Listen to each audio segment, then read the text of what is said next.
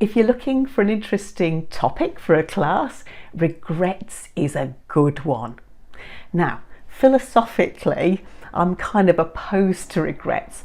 I try not to have them, but it's usually something that will engage a class and really get them speaking. This is probably best with a class who already know and like each other, but personalised topics like this are a great way to build rapport, so you might want to think about it anyway. If we're meeting for the first time, I'm Jo Gakonga. I've been teaching and training teachers for over 30 years. I'm a CELTA trainer and assessor, and I make videos like this for trainees and English language teachers. They're mainly housed at elttraining.com, my website, so if you've never been there before, go and check it out. But not before you've liked and subscribed. Thank you. So there are three obvious areas of language with regret. The first one is should have, shouldn't have done something. The next is the third conditional or mixed conditionals. If I'd worked harder at school, I'd probably have a better job now. And then there's wish or if only. I wish I hadn't done that. I wish I'd taken the opportunity when I had the chance. If only I'd done this. You could also include regret plus ing. I regret doing something. And this is a really simple structure, so it might be more attractive for your learners, but it's probably not so commonly used in speech as the others. And I think it also sounds more formal. So if you do teach this to your learners, then make sure that they know it sounds more formal.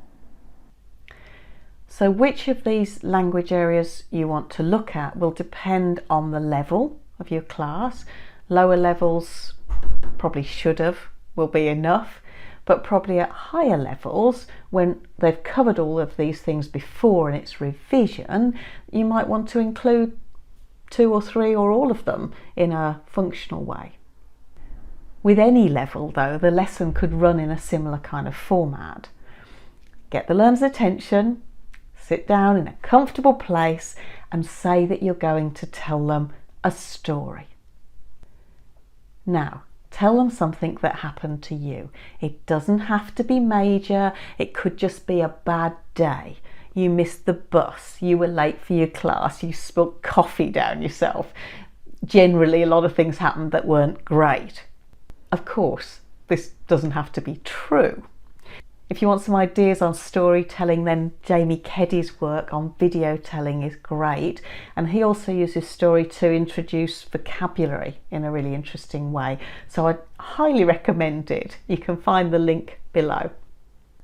When you've told them the story, get them to retell it to each other and then get feedback. So this makes sure that they've understood, and it's a good opportunity for fluency and for practicing any of the new vocabulary that you've introduced.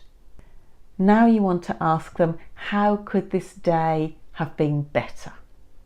Just elicit 1 or 2 ideas from them. For example, you should have got up earlier, and then get them to work in pairs to talk about this and maybe write down 3 or 4 ideas. So this will give you a good idea of how much of this language they're already familiar with. Elicit some ideas from them and then introduce the language that you think is appropriate for that level. Don't forget to work on pronunciation here too. There's a lot of value in looking at connected speech. The weak have in things like you shouldn't have done that. Contracted forms. If I'd done that, I wouldn't have met. Sentence stress too. I wish I'd. If only I'd.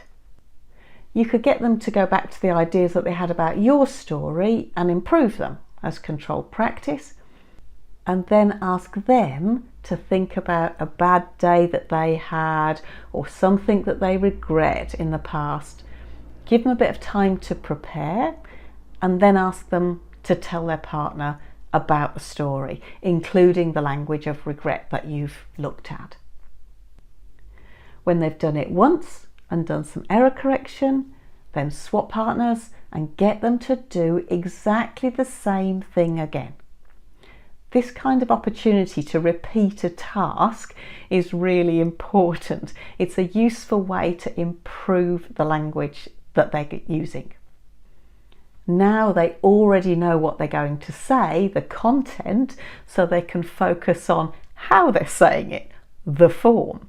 But of course it's not boring for their partner because the partner hasn't heard this story yet. I hope you have fun with this, and check out communication activities on my site if you like this. There are lots of other ideas for low prep, high output lessons. Thanks for watching. Bye bye.